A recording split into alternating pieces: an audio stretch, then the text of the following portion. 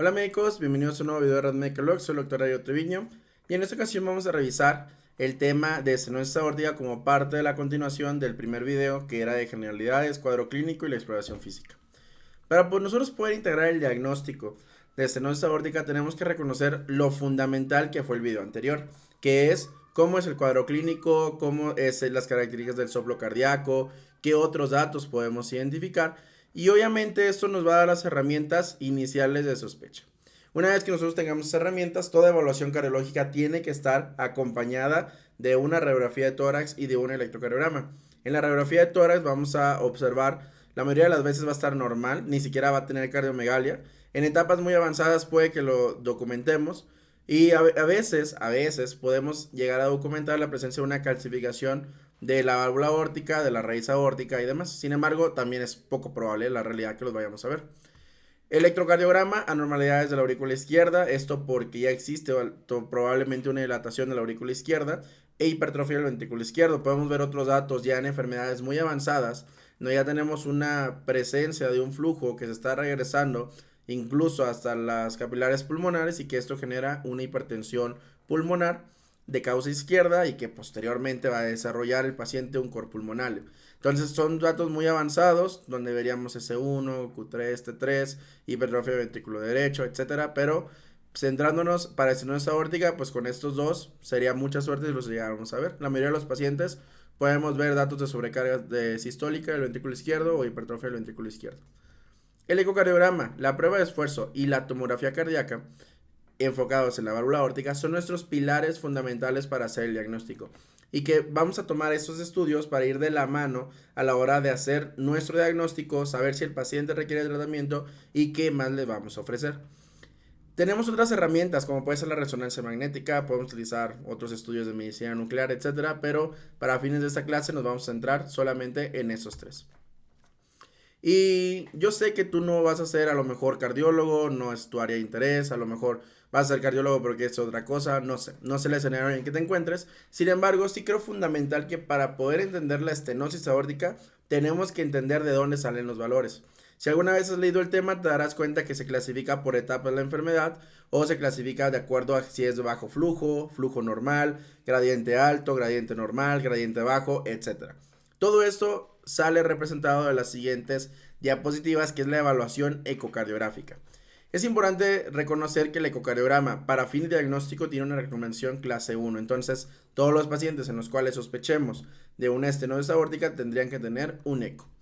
Vamos a integrar varios parámetros ecocardiográficos, las velocidades y los gradientes transvalvulares, el área valvular, la anatomía de la válvula, cómo está el índice de volumen sistólico, cómo está la morfología y la función del ventrículo izquierdo, y otros parámetros como puede ser la hipertrofia del ventrículo izquierdo, los volúmenes del ventrículo izquierdo, la función diastólica, el strain, las impedancias valvulares arteriales, que también se pueden sacar con cateterismo cardíaco, y valvulopatías asociadas, y la presión sistólica de la arteria pulmonar. Aquí tenemos un video en donde está una representación de un ecocardiograma, es una vista de 4 cámaras, destaca la presencia de una leve dilatación de la aurícula izquierda, pero además de que tenemos una hipertrofia del ventrículo izquierdo que se mira claramente en estas paredes muy gruesas, ¿no? La función ventricular parece que se observa conservada, este es un caso de una estenosis aórtica. Y si bien, como dijimos, no estamos diciendo que vayas a ser ecocardiografista, pero al menos tienes que saber de dónde salen estas cosas. En algún momento tendremos en el canal una clase dirigida para evaluación de ecocardiográfica, para saber de qué significa cada una de estas cosas, pero nos vamos a ir paso a paso, pero sin detenernos tanto. La anatomía valvular se evalúa de diferentes o en diferentes ventanas, nos podemos apoyar con el eje paraesternal largo y el eje paraesternal corto. Nuestro transductor, nuestro equipo que utilizamos para hacer el ecocardiograma, usualmente tiene una muesca. En este cuadrito que vemos un tórax, vemos una caja torácica también adicional. Vemos aquí, eso es el transductor y usualmente todos los transductores tienen una muesca. Este punto azul va a ser la representación en dirección de dónde va la muesca. Además tenemos varios modos en los cuales nos podemos apoyar para hacer el ecocardiograma, que son estos que estás viendo acá arriba. Tenemos 2D, el modo M antiguo, que todavía lo utilizamos, los tisulares, los dopplers, en donde podemos tener el continuo, el pulsado, y aquí sería el doble color, que creo que en las siguientes diapositivas ya se corrige. Doble color sería acá. Entonces nos vamos a apoyar nuestro transductor. La primera medición, solo hacemos dos mediciones generales para la evaluación de la estenosis aórtica dirigida, ya tendremos que hacer lo complementario del eco, pues las demás ventanas. Ponemos nuestro transductor y ponemos esta mira o la guía o la muesca, la ponemos viendo hacia el hombro izquierdo del paciente o hacia la clavícula, dependiendo de la ventana. Lo que vamos a buscar es esta imagen. Esta imagen es un eje corto paraesternal en donde podemos observar la presencia de la aurícula izquierda, aurícula derecha. Esto es el seguimiento de la aurícula derecha, que es hacia el ventrículo derecho, y esta es la válvula pulmonar, tracto de salida del ventrículo derecho. Y aquí en medio de esas estructuras, si nosotros eleváramos un poquito más, podríamos ver incluso las arterias pulmonares, pero nos vamos a centrar en eso. Si vemos aquí, en medio, podemos observar la válvula aórtica. Esta válvula aórtica vamos a hacer su evaluación morfológica desde aquí. Y entonces esta evaluación morfológica la hacemos realizando zoom en esta zona para ver las características de la válvula. Tenemos que evaluar la movilidad de las cúspides, cómo están engrosadas, si están calcificadas, el Doppler para determinar el nivel de la obstrucción, ver si son obstrucciones subvalvulares, valvulares o supravalvulares, las cuales son rarísimas. Si damos continuación, podemos observar que mientras el paciente se encuentra en diástole o mientras se encuentra en sístole, nos puede dar datos acerca de morfología o de fisiopatología, de que a lo mejor la causa es degenerativa, la causa es una degenerativa trivalva, degenerativa bivalva, es una reumática, etc. Por ejemplo, aquí tenemos las tres valvas, como la veríamos representada con el famoso signo de Mercedes, en donde tenemos la valva no coronariana y la coronariana derecha y coronariana izquierda, ¿no? Cuando se abre esta válvula aórtica usualmente tiene una apertura un poquito circular y cuando se va deteriorando hace una apertura triangular. Sin embargo, cuando son bicúspides, esta es una apertura bivalva o elíptica, que es la que vamos a observar, una apertura totalmente elíptica. ¿Y eso para qué nos sirve documentarlo? Pues para saber a lo mejor que nuestro paciente que tiene un soplo, que se comentó en algún momento, que le hicieron un ecocardiograma, porque se sospechaba que a lo mejor pudiera ser algo más, pues a lo mejor identificamos un paciente que tiene riesgo en el futuro de tener estenosis aórtica. Entonces, cuando hablamos de causas degenerativas, sabemos que tiene un aumento del grosor y la ecogenicidad, va a haber una reducción del movimiento sistólico y el orificio tiene un orificio en forma de estrella, en forma un poco triangular, como si fueran picos muy marcados en ocasiones, pero poco más, ¿no? O sea, es muy difícil poder documentar bien por el engrosamiento y la calcificación, ¿de acuerdo? La calcificación también la podemos documentar de diferentes formas. Puede ser una calcificación leve en donde haya pequeñas áreas hiperecogénicas con poca sombra acústica, una moderada donde tenemos múltiples áreas grandes con ecogenicidad densa y una grave en donde hay un engrosamiento extenso con mayor ecogenicidad y alta sombra acústica. Lo más característico de este tipo de lesiones degenerativas siempre va a ser esta característica en forma de estrella, en donde literalmente lo que vemos son áreas, como tenemos aquí marcada toda esta área o este orificio de la válvula aórtica, claramente que no está bien delimitado y demás por la calcificación, pero además de eso, pues vemos una válvula hiperecogénica, ¿no? Porque está totalmente calcificada. A diferencia de esta presentación triangular bonita que llegan a tener la cardiopatía reumática. Por ejemplo, aquí tenemos una cardiopatía reumática en donde se logra documentar. Vamos a ver si le podemos hacer zoom, que creo que no. Donde se logra documentar la presencia de lesiones. Entonces aquí vemos, por ejemplo, podemos ver donde tenemos un engrosamiento, alteraciones de la morfología valvular, pero conserva esta imagen como en triangulito. Pero aquí sí se observa bien, a diferencia de la generativa, que tenemos un engrosamiento un poquito más con estrella, más irregular y demás. Esas características morfológicas nos permiten ayudar y además, vamos a quitar este zoom. Si nosotros vemos, si nosotros nos damos cuenta, las características de esto, ¿cuál va a ser? Pues que obviamente nuestro paciente va a presentar además de forma adicional, vamos a quitar esto que está, ahí está, va a presentar de forma adicional lesiones en otras válvulas. Por ejemplo, aquí tenemos la válvula mitral, donde tenemos esta alteración, esa es la válvula mitral, esa es la válvula aórtica. Tenemos esta alteración de deformidad de las valvas, tanto anterior como posterior, la válvula mitral. Y además aquí podemos observar también esta apertura como si estuviera haciendo una apertura como si fuera un domito, que también es característico de una cariopatía reumática, ¿no? Son engrosamientos homogéneos, principalmente va a ser en las cúspides, a diferencia de la degenerativa, y vamos a tener una fusión comisural. Está totalmente fusionada las valvas, se fusionan, que hacen ese aspecto de un triangulito, ¿no? Entonces eso es importantísimo porque nos puede orientar a hacer el diagnóstico. Todo eso se hace en modo 2D, ¿no? Las obstrucciones subvalvulares también las podemos encontrar, pueden ser por una membrana subaórtica o pueden ser por una miocardiopatía hipertrófica obstructiva. Cuando es la membrana subaórtica, que es en la que nos vamos a detener, la otra en algún momento tendremos una clase. Recuerda que se visualiza mejor tanto en los 4 cámaras, 5 cámaras, pero también nos podemos apoyar en los ejes paraesternales.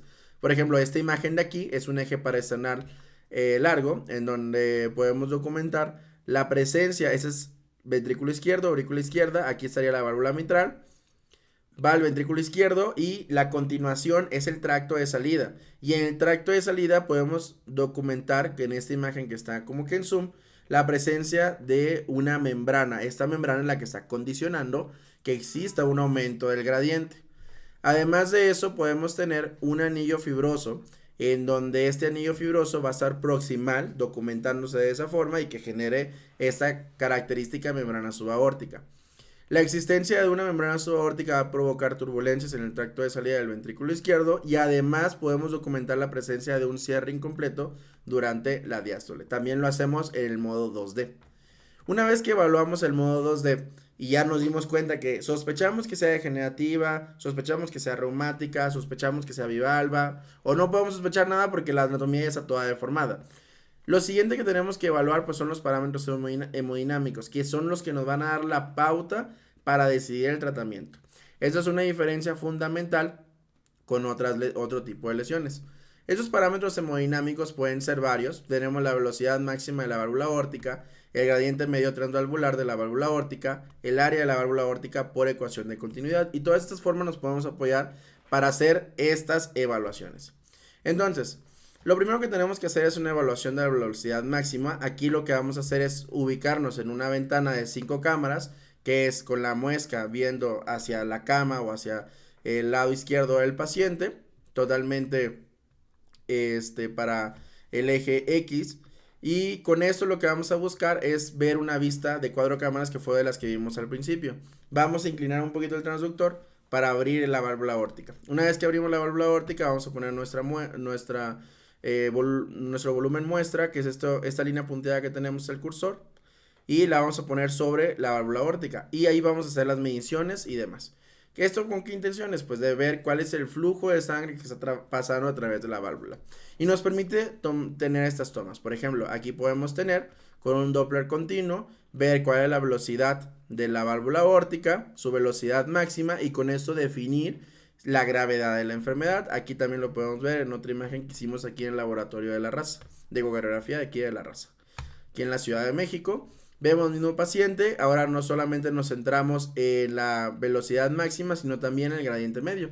Este gradiente medio es otro marcador que nos permite hacer una evaluación de la severidad o de la gravedad de la enfermedad. Y es exactamente lo mismo, solamente que aquí se hace trazado. En el anterior solamente se evalúa el punto máximo y aquí un trazado. Usualmente cuando hacemos el trazado de la válvula aórtica, del flujo de la válvula, nos va a decir tanto la velocidad máxima como el gradiente medio. De aquí es de donde están saliendo estos valores que vamos a ver más adelante que nos permiten clasificar la válvula. Y es por eso que considero la importancia de reconocerlos. Hay otras formas que tenemos que saber que son cómo evaluamos la área de la válvula aórtica, que es importantísimo. Tenemos que hacer una evaluación con una fórmula. Aquí tenemos una de las fórmulas que nos va a pedir la evaluación del área primero del tracto de salida. Esta fórmula utiliza pi, que posteriormente tenemos que hacer una evaluación del diámetro entre 2 al cuadrado, ¿no? Pero más adelante les voy a mostrar otra fórmula que existe adicional a esta. Esto es un eje paraesternal largo en donde nos colocamos y así tenemos que hacer una evaluación. Va a depender de la escuela. La ACE, que es la guía de ecocardiografía, recomienda que se haga una evaluación desde el endocardio septal hasta la valva anterior de la válvula mitral, ¿de acuerdo? Y eso es lo que nos permite hacer esta evaluación correctamente. Tiene que realizarse en mesosístole y obviamente tenemos que estar con zoom. Y esto es como tenemos que colocar el transductor para obtener esta imagen usualmente, ¿de acuerdo? Una vez que tenemos el diámetro de lo previo, lo que tenemos que hacer es hacer esta ecuación, que lo que hacemos es diámetro del tracto de salida del ventrículo izquierdo, que es el que vimos previamente, cuadrado por 0.735 por el BTI del tracto de salida del ventrículo izquierdo sobre el BTI de la válvula aórtica. Parámetros hemodinámicos y ecográficos, pero las mediciones se hacen de esa forma, ¿de acuerdo? Y así es como hacemos el cálculo del área de la válvula aórtica. Esto es importante simplemente tener una idea, un concepto general. ¿Por qué? Porque nos puede orientar a hacer o evaluar diagnósticos. Tenemos que hacer también una evaluación del BTI. El BTI tenemos que ver cómo está el BTI, es la velocidad o el tiempo integral de velocidad. Esto también es otro parámetro hemodinámico que, si se dan cuenta, si recuerdan esta imagen, esa es la misma que hemos utilizado. Hacemos una medición de la válvula aórtica, vemos cómo está la velocidad máxima, cómo está el gradiente medio, pero también nos da el ITB. Este ITB es de la válvula aórtica y yo tengo que sacar de forma adicional el ITB del tracto de salida del ventrículo izquierdo. Es una imagen muy similar, solo que el cursor va un poco más arriba. Esto nos hace una evaluación y nos permite sacar una relación de los tiempos integrales de velocidad o de los BTI. También nos permite hacer diagnóstico con esta relación hemodinámica. Y todo esto se resume en la siguiente tabla, ¿no? Nosotros podemos hacer una definición de la estenosis aórtica a través del área valvular, que ya vimos cómo se saca de una forma muy general, obviamente, la velocidad máxima y el gradiente medio, pero también nos podemos apoyar del área valvular indexada y nos podemos apoyar de los índices adimensionales o de la relación BTI, ¿no? Que es el DBI. Entonces es importante reconocer lo siguiente: esclerosis aórtica va a ser aquella situación en la cual tenemos una velocidad de la válvula aórtica aumentada, pero que no supera los 2 metros sobre segundo. Las leves vamos a tener una velocidad máxima de 2 a 2.9, moderadas de 3 a 3.9 y graves arriba de 4 o más. Muy graves arriba de 5. Y esto de muy grave es importante recordarlo porque son varios criterios terapéuticos que para toma de decisiones cuando estamos con pacientes con estenosis aórticas asintomáticas, en las cuales a lo mejor tenemos cierta duda de que si vamos o no vamos a operarlos. El gradiente medio lo utilizamos en la leve, es menor de 20, moderada de 20 a 39, grave mayor o igual a 40 y muy grave arriba de 60. El área valvular, más de 1.5 es leve, moderadas de 1 a 1.5 y graves menores de 1. Muy graves van a ser aquellas menores de 0.6. Indexadas 0.85, de 0.6 a 0.85 y menores 0.6. Y el DBI, leve es arriba de 50 o de 0.50, moderadas de 0.25 a 0.50 y graves menores de 0.25. Es importante reconocer que cuando nosotros hacemos esta evaluación, si te das cuenta, me voy a regresar. Si te das cuenta, nosotros tenemos estenosis aórticas graves, pero siempre estamos condicionados por la velocidad máxima y estamos condicionados por el gradiente medio, porque suponemos que todas van a ser de alto flujo, como esas que están presentando, ¿no? O de alto gradiente, tanto una velocidad máxima grande, una gradiente medio elevado, como debe de ser. Pero ¿qué pasaría si estos dos no se encuentran en los valores que nosotros sospechamos y el área valvular se encuentra menor de 1? Y es cuando hablamos de las estenosis aórticas de flujo valvular bajo. Aquí lo primero que tenemos que hacer es que siempre tenemos que hacer una evaluación de la presión arterial y un ajuste de la presión. ¿Por qué razón? Porque si nosotros tenemos una hipertensión mal controlada, son flujos que chocan y eso puede generar que las mediciones que tratamos de hacer están subóptimas y que esto genere que los flujos no sean los adecuados. Usualmente, cuando no es por eso, se van a producir por un volumen sistólico disminuido. Y aquí nos podemos apoyar, por ejemplo, de los DBI. Nos podemos apoyar también de la FEBI para documentar si es una estenosis aórtica de bajo flujo y de bajo gradiente de FEBI reducida o es de FEBI conservada. También tenemos que ver estas conservadas, ¿por qué? Porque usualmente son paradójicas, nos hablan de ventrículos izquierdos que están muy chiquititos, que al estar tan chiquititos no logran aventar tanta sangre. Y además de hipertrofia del ventrículo izquierdo, disfunción diastólica, etc. Otras causas que nos pueden generar esas alteraciones es la valvulopatía mitral, la insuficiencia tricuspidia y la pericardis constrictiva. Una evaluación que nos podemos apoyar es con la ecografía de estrés en estos pacientes que tienen flujos valvulares transthorácicos bajos. Más adelante vamos a ver cuándo y cómo se utilizan. Aquí vamos a ver el fundamento o los protocolos que existen. Usualmente se realizan con dobutamina a dosis bajas para determinar, 1, si hay reserva contráctil y 2, para ver si se convierte en una estenosis aórtica grave completamente. Podemos hablar de una falta de reserva contráctil en aquellos donde después de que nosotros utilizamos dobutamina, su volumen sistólico no aumenta más del 20%, o sea, aumenta menos del 20%. Para hacer una ecografía de estrés tiene una recomendación clase 2A. Y vamos a considerar las positivas cuando tengamos aumento de los flujos, o sea que la velocidad máxima ya aumentó a 4, que el gradiente medio ya aumentó a 40, pero que el área valvular se sigue manteniendo debajo de 1. ¿Por qué? Porque puede aumentar y sería la pseudoestenosis grave, ¿no? Este protocolo se realiza, 1, hay que obtener las imágenes de referencia como vemos aquí arriba, después iniciamos infusiones de dobutamina a dosis un poquito bajitas y las vamos escalando, que en donde su dosis máxima es 20 microgramos por kilo minuto. Se va a detener la infusión en las siguientes situaciones. Se alcanzó la dosis máxima de dobutamina, el resultado es positivo, la frecuencia cardíaca aumentó de 10 a 20 latidos encima de la frecuencia cardíaca inicial o tiene una frecuencia cardíaca arriba de 110, tiene síntomas el paciente, tiene un descenso de la presión arterial o tiene una arritmia que puede llegar a ser preocupante para el médico ecocardiografista que decida detener el estudio. Positivos, ¿cuándo van a ser? ¿Qué esperamos encontrar con la ecografía con estrés? Pues obviamente esperamos, 1, que tengamos un aumento de los valores, pero también un aumento del área valvular efectiva. Y esto es lo que reconocemos como pseudoestenosis. La velocidad máxima de la válvula aórtica también puede aumentar o el gradiente medio aumentar sin modificación, como vemos aquí, del área valvular. Esto es un ecocardiograma totalmente positivo para una estenosis grave verdadera. Y también nos puede hablar de que el paciente tiene una baja reserva contráctil. Y aquí ponemos entre comillas lo siguiente: predice malos resultados quirúrgicos. ¿Por qué? Porque ya hay varios ensayos en donde no predice malos resultados quirúrgicos, sin embargo, es algo a considerar. Es un paciente con baja respuesta al momento de administrar sinotrópicos. Aquí tenemos otra evaluación. Miren cómo teníamos nuestros parámetros hemodinámicos. Simplemente hagan la comparación, principalmente de lo de la válvula aórtica, y vemos cómo de 27 milímetros del gradiente medio se eleva a 52 milímetros del gradiente medio, sin que el área valvular aumente más de 1. Eso es algo que conocemos como positivo.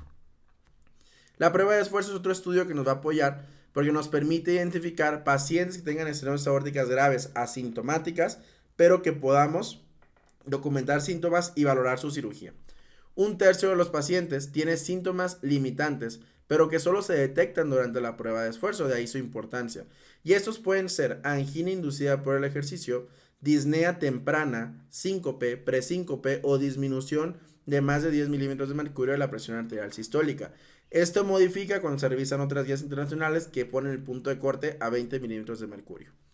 Va a estar totalmente contraindicada la evaluación de una prueba de esfuerzo en pacientes que tengan riesgo o que sean sintomáticos. Estenosis aórtica sintomática está contraindicada porque pueden desarrollar síncope, taquicardia ventricular o muerte súbita cardíaca. La tomografía es otro estudio que nos ayuda para hacer nuestra evaluación y nuestros algoritmos diagnósticos. Y esto nos permite evaluar principalmente las unidades de calcio score, que recuerda que van con unidades de Agatston. En mujeres, puntos de corte muy probable o probables son arriba de 1200, muy probables arriba de 1600 y en hombre 2000 y 3000. También nos ayuda a planificar el procedimiento de TAVI si es que el paciente fuera candidato. Aquí tenemos una correlación entre los gradientes que tenemos en nuestros pacientes, los flujos valvulares y las velocidades. Miren como aquí apenas sobrepasa los 100 o el metro sobre segundo, pero tenemos una calcificación leve. Mientras acá, por contraparte, tenemos casi 420, 430 de velocidad máxima o 4.3 de velocidad máxima y una calcificación muy elevada que probablemente aquí tenga unas 2000, 2500 unidades Agatston, ¿no? En este paciente. El cateterismo cardíaco es otro estudio. Aquí pasa a ser complementario en muchos centros. ¿Por qué complementario? Porque se hace una evaluación de las arterias coronarias y ver si las arterias coronarias no requieren algún tipo de tratamiento. Es para eso que lo hacemos. Sin embargo, es importante reconocer que su utilidad está marcada, ¿no? Y esta utilidad que tienen en los pacientes, es importante porque nos permite documentar, nos permite realizar, ver si el paciente requiere una cirugía coronaria concomitante. Aquí lo que vemos también en pacientes donde se tengan muchas dudas, se mete aquí al laboratorio de cateterismo cardíaco para hacer el cálculo del área valvular. Hay dos fórmulas, no nos vamos a detener en esto, pero aquí tenemos las fórmulas. Recuerda que estas diapositivas en nuestro Patreon, ahí las vas a poder adquirir, que va a ser una membresía exclusiva para los usuarios de las clases de cardiología, que va a tener un valor de $1, solamente ahora sí que es representativo, vaya. Y ahí voy a estar subiendo artículos y todas esas cosas. Entonces, esta área valvular la podemos hacer su evaluación en el área valvular con la fórmula de Gorlin, en donde hacemos con esta valoración, gasto cardíaco sobre 44.3 por frecuencia cardíaca, sobre el periodo expulsivo sistólico y por el gradiente valvular medio, ¿no? Por la raíz cuadrada del gradiente valvular medio. Y esa es la fórmula de Gorlin. Mientras que hay una fórmula alternativa que se llama fórmula de Hackey. Más que aprendértelas cómo se sacan, porque la realidad es que es poco probable, pero para exámenes y todo eso, sí tienes que saber los nombres, porque eso sí lo llegan a preguntar. Lo demás, la realidad es que a menos que seas hemodinamista, va a ser poco probable que lo utilices. Aquí tenemos alguna representación de lo que significan los gradientes pico a pico y el gradiente medio, simplemente para hacer la evaluación del por qué el gradiente medio es de los más importantes que hacemos su evaluación, tanto por ecocardiograma como por hemodinamia directa o cateterismo cardíaco. Una vez que nosotros tenemos esto o tenemos ya documentado todo nuestro análisis previo, ahora sí podemos hablar del diagnóstico, porque de nada sirve hablar del diagnóstico si tú no entiendes a qué se trata. Nos vamos en la primera parte, donde estamos haciendo una evaluación y tenemos una sospecha por una anatomía valvular.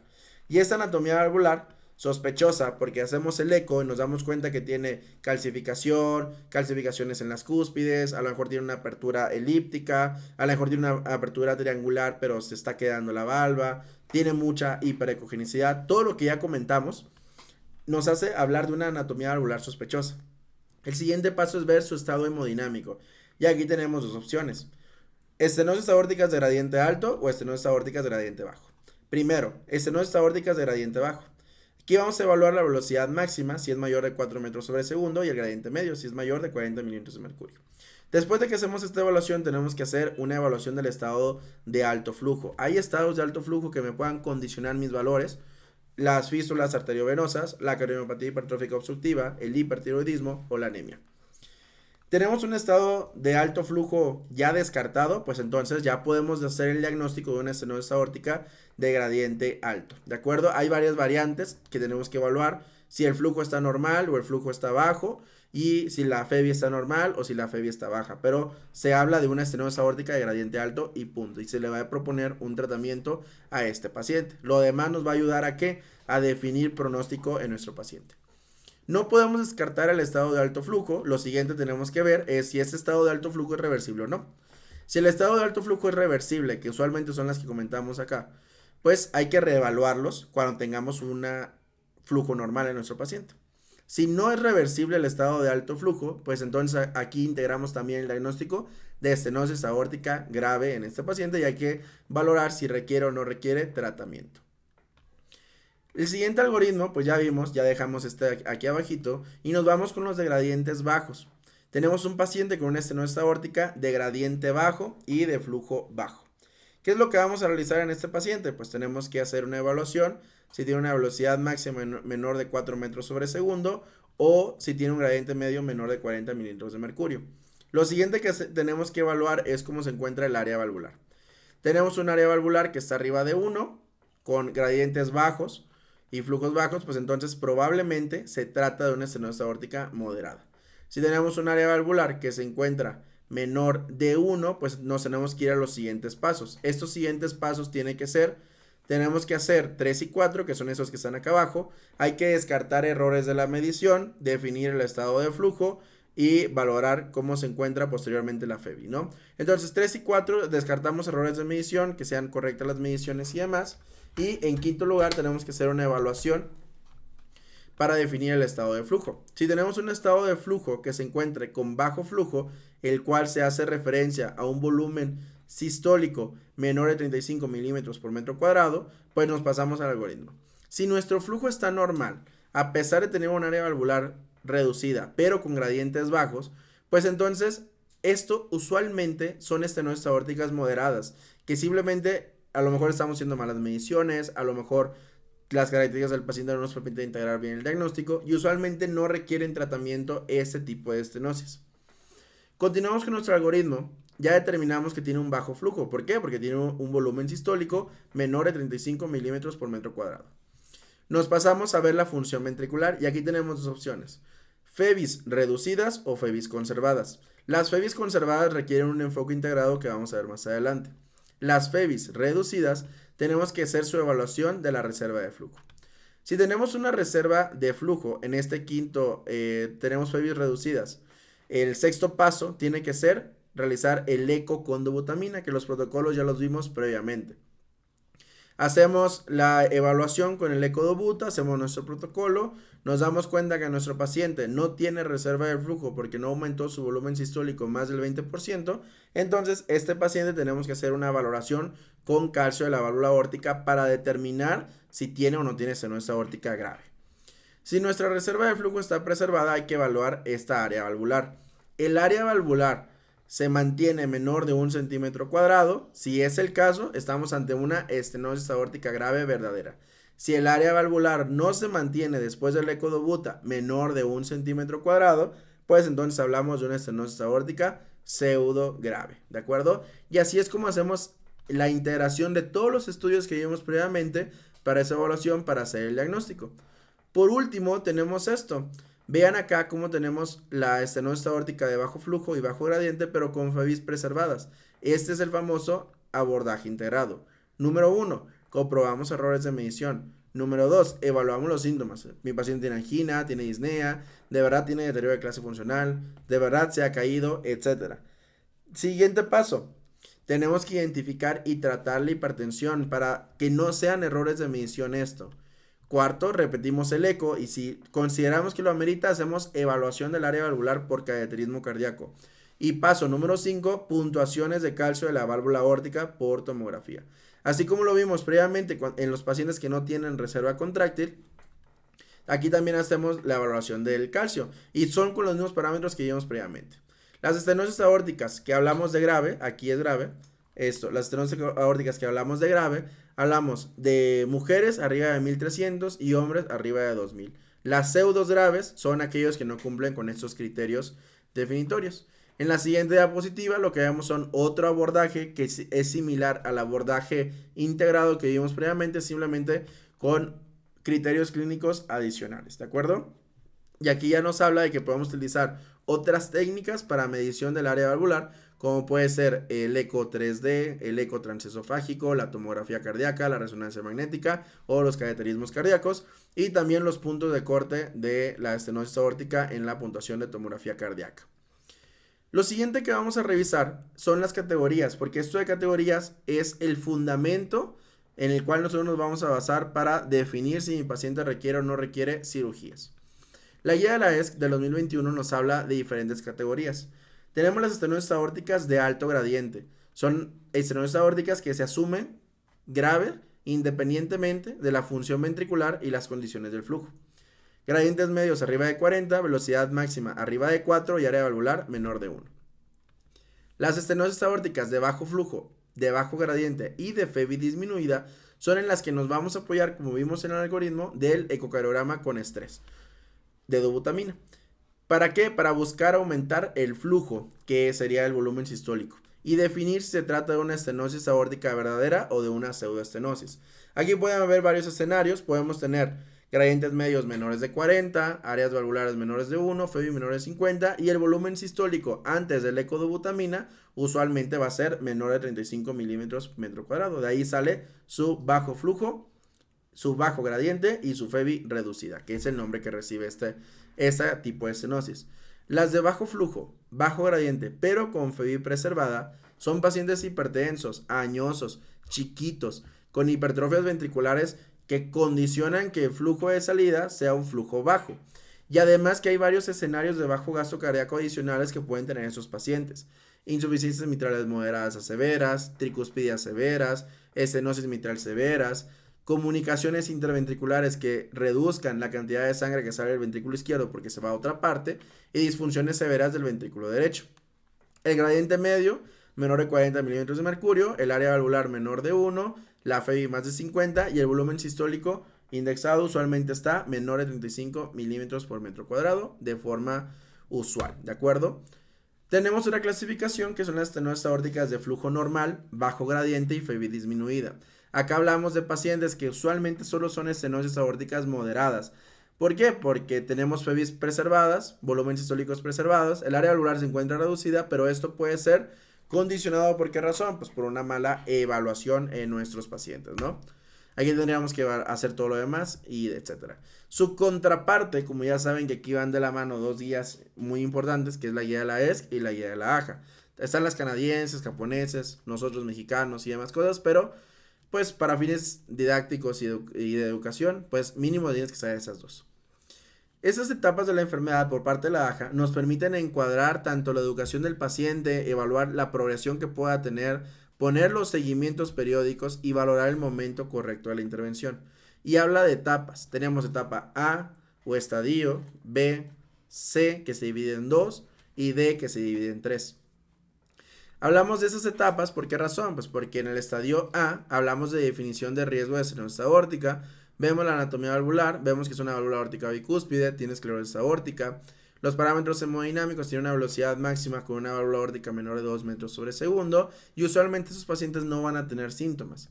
Se presentan del 1 al 2% de la población, usualmente van a tener con válvula aórtica bicúspide congénita, que es el riesgo que supone tener estenosis aórtica en el futuro, más frecuente en varones que en mujeres con una relación 3:1, y esos pacientes desarrollan la estenosis aórtica usualmente a etapas un poco más tempranas que los adultos, ¿no? Que son de los 50 a 60 años, a diferencia de pacientes que no tienen bivalva, que lo desarrollan de forma tardía como los 70 a 80 años. La esclerosis aórtica, pues esto no es otra cosa más que un engrosamiento focal, pero que no está obstruyendo de forma significativa el flujo de sangre que sale de la válvula aórtica. 50% más riesgo de muerte cardiovascular e infarto en 5 años y del 10 al 25% pueden llegar a evolucionar a una estenosis aórtica grave. Otras etapas de la enfermedad pues son los B, que son los cambios que favorecen la progresión de la enfermedad. Aquí hablamos de una estenosis aórtica progresiva, hablamos de una calcificación valvular leve, moderada con movimiento sistólico reducido, cambios valvulares reumáticos, confusión comisural. Hay algunos parámetros hemodinámicos, si te das cuenta, tenemos la estenosis aórtica leve de 2 a 2.9 en su velocidad máxima y el gradiente medio menor de 20 mililitros de mercurio. Los pacientes usualmente no deberían tener síntomas y acá tenemos las moderadas. Velocidades máximas de 2 a 2.9 y gradientes medios usualmente son arriba de 20 pero menores de 40. Y aquí es la velocidad máxima en esos pacientes son de 3 a 3.9. De acuerdo, para la estenosis aórtica moderada, aquí está mal esto. En esta etapa, ¿qué es lo más importante? Pues que podemos llegar a tener un aumento de 0.1 de la velocidad máxima a 0.4 metros sobre segundo por año. Eso es importantísimo, ¿por qué razón? Porque nos predice o nos puede documentar cuándo esperamos realizarle los controles a nuestro paciente. El gradiente medio, que es otra de las preguntas clásicas de exámenes, va a tener un aumento de 3 a 7 milímetros de mercurio por año. Acá tenemos las estenosis aórticas graves asintomáticas. Aquí ya tenemos parámetros valvulares de estenosis aórticas graves, que ya vimos previamente, y podemos dividirlas en dos, FEBIs preservadas, que sería C1, y FEBIs reducidas, que sería C2. En esta etapa es importante reconocer la aparición de síntomas. Cuando tengamos velocidades máximas arriba de 5, tenemos un 36% de riesgo de aparición de síntomas en un año. Si es mayor de 5.5, este riesgo aumenta hasta el 66%. De ahí la importancia de documentar la estenosis aórtica grave. También es importante condicionar las estenosis aórticas que se encuentran en etapas D, que son ya las estenosis aórticas graves sintomáticas, que tenemos D1, D2 y D3. D1, pues hablamos de una estenosis aórtica sintomática grave de gradiente alto. D2, hablamos de una estenosis aórtica sintomática grave de gradiente con FEBI reducida. Y D3, hablamos de una estenosis aórtica grave sintomática de bajo flujo y de bajo gradiente con una FEBI normal. Algunos de los síntomas que pueden tener los pacientes pues son los que comentamos: disnea de esfuerzo, insuficiencia cardíaca, síncope, presíncope, etc. Y lo que hemos reflejado es que en cada estadio, de acuerdo a la definición, son los parámetros hemodinámicos que podemos llegar a encontrar. De acuerdo, por ejemplo, en las de gradientes altos, pues esperamos gradientes altos. Bajo flujo y bajo gradiente, con lo que vimos previamente, si tienen FEBI reducida, le hacemos eco de butamina. y el eco de butamina nos tendría que acelerar para que fuera positivo. Y los estenosis aórticas de bajo flujo, bajo gradiente, pero con FEBI normal, pues son los parámetros hemodinámicos clásicos que vimos previamente, solo que están un poco más disminuidos de lo habitual.